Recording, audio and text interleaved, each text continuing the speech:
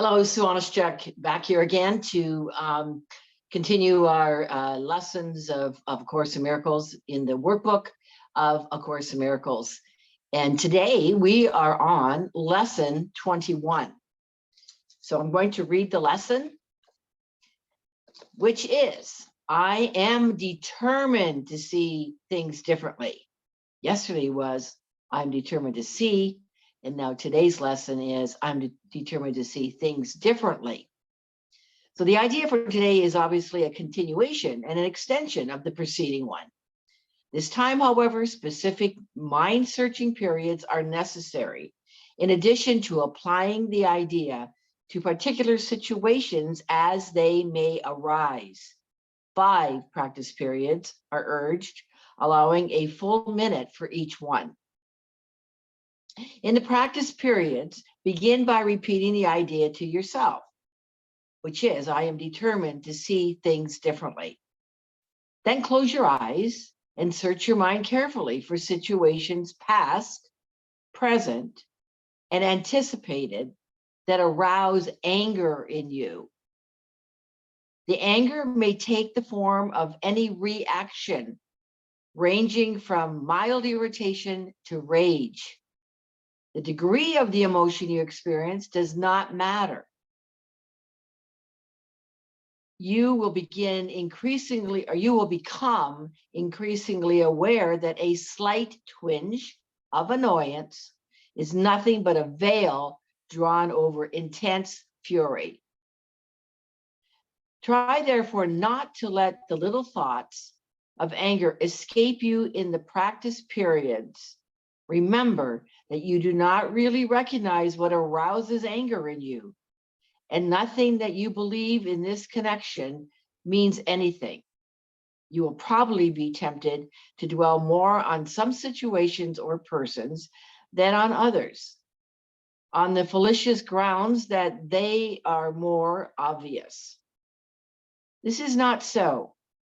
It is merely an example of the belief that some forms of attack are more justified than others.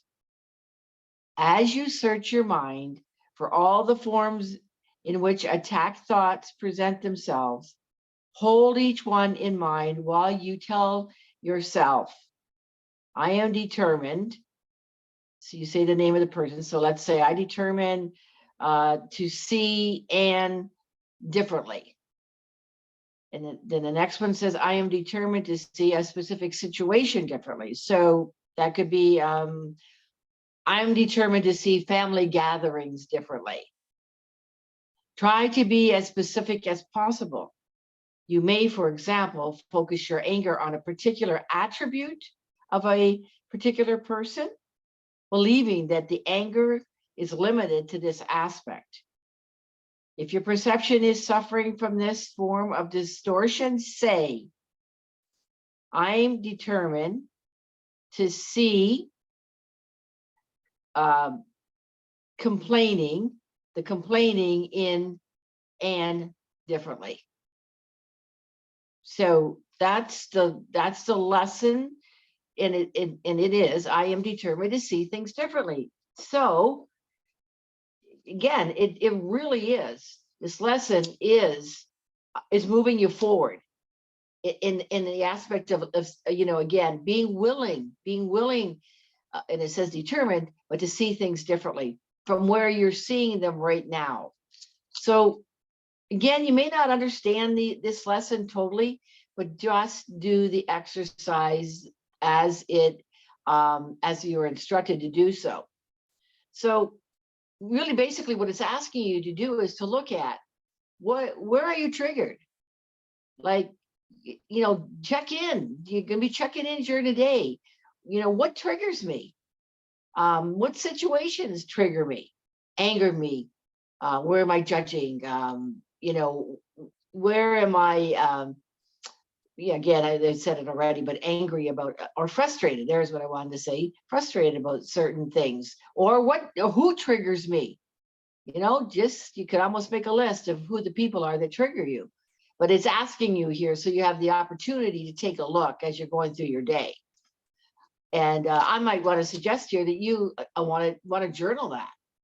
you want to journal out, what those situations and those individuals, or who those individuals are. So, and it emphasizes again in paragraph 2. I'm going to read it again in line 5. Again, you will become increasingly aware. We're raising our awareness. You're raising your awareness to that a slight twinge of annoyance is nothing but a veil drawn over intense fury. Yes.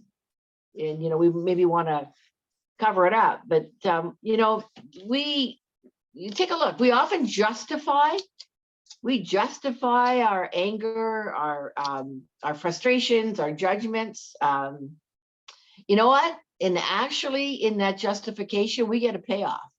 We get to be right. We get to be right that they're wrong. And, then we can even go to the place of playing out a story in our mind about them or about the situation. And just, again, letting that ego take over and let the mind wandering continue. And, the ego wants us separated. Remember that. The ego doesn't want us in peace, doesn't want us in a space of love.